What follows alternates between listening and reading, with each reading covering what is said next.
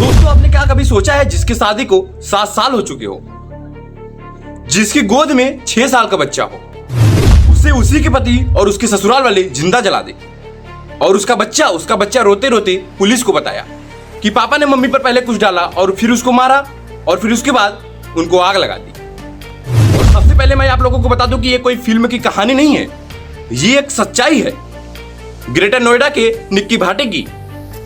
21 अगस्त 2025 की वो तारीख जिसने इंसानियत को शर्मसार कर दिया। और मैं आप लोगों को बता दूं कि आज मैं आप लोगों को वही दर्दनाक कहानी सुनाने जा रहा। वो जो लड़की थी उसका नाम था निक्की भाटी।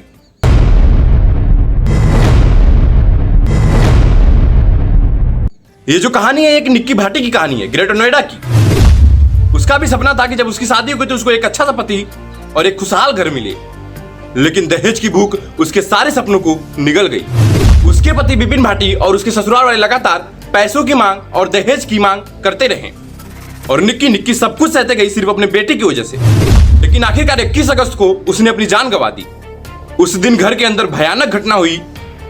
पड़ोसियों ने चीखें भी सुनी और फिर धुएं के गुब्बारे भी उठे और फिर कुछ समय बाद एक भयानक वीडियो भी सामने आया।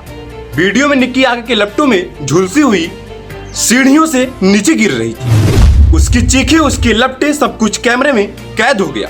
और फिर ये वीडियो जैसे ही सोशल मीडिया पर आया पूरे देश को हिला डाला और सबको ये कई सवाल पूछ रहा था कि कब तक दहेज की भेंट चढ़ेगी हमारी बेटी। लेकिन दोस्तों, इस केस की सबसे दर्दनाक गवाही किसी गवाही या किसी पुलिस ने नहीं दी।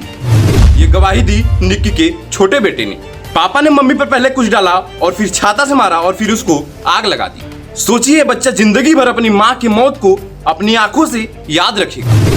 वो मासूम बचपन जो खेल कूद और कहानियों से भरा होना चाहिए था, आज अदालतों और पुलिसों के फाइलों में सिमट गया है। इस केस में मुख्य आरोपी निक्की के पति विपिन भाटी है। और मैं आपको बता दूं कि उसके साथ साथ उसके ससुर और उसके सास और उसके जेठ पर भी केस दर्ज हुई। और पुलिस ने जब छापेमारी की तो विपिन ने पुलिस पर भी गोली चला दी और जवाब में पुलिस ने भी उस पर गोली चलाई और घायल कर उसको गिरफ्तार किया। आज वो और उसके परिवार वाले जेल में हैं और केस कोर्ट में चल रहा है। लेकिन यहाँ सवाल ये है, क्या ये गिरफ्तारी निक्की को इंसाफ दिला पाएगी या फिर दहेज की एक काली परंपरा ऐसी ही जारी रहेगी? दोस्तों, मैं आप लोगों को एक बात बता दूं कि सोचने वाली बात यह है कि एआई और टेक्नोलॉजी का जमाना है, लेकिन आज भी हमारे देश में औरतों को गाड़ी, फ्रिज और कैश के लिए मारा जा रहा है। हर घंटे भारत में एक औरत दहेज के लिए मारी जाती है। एक बात याद रखिएगा, ये कहानी सिर्फ निक्की की कहानी नहीं है, बल्कि ये उन लाखों औरतों की कहानी है जो हर एक घंटे में पूरे भारत में एक औरत दहेज के लिए मारी जाती है, जिनकी चीखें दबा दी जाती हैं, जिनके मौत को आत्महत्या कर साइड कर दिया जाता है। सवाल यह है कि कब तक हम लोग #जस्टिस फॉर निक्की लिखकर चुप रहेंगे? कब तक ये समाज और सिस्टम खामोश रहेगा? दोस्तों, बात रही उस निक्की की, तो निक्की तो अब कभी लौट कर वापस नहीं आएगी, लेकिन उसकी चीखें और बेटे की गवाही हमेशा याद दिलाती रहेगी कि दहेज सिर्फ एक रिवाज नहीं है, एक खून है। और सबसे बड़ी बात आप लोगों के लिए, अगर आप लोग सच में बदलाव चाहते हैं तो सबसे पहले अपने घर से शुरू करें।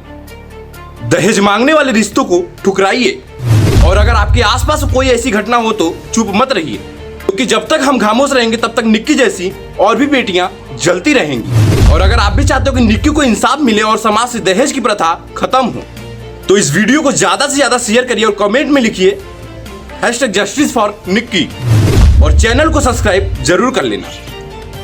और मैं आपको बता दूं कि हम सबकी आवाज मिलकर निक्की को इंसाफ जरूर दिला सकते हैं। Bye bye.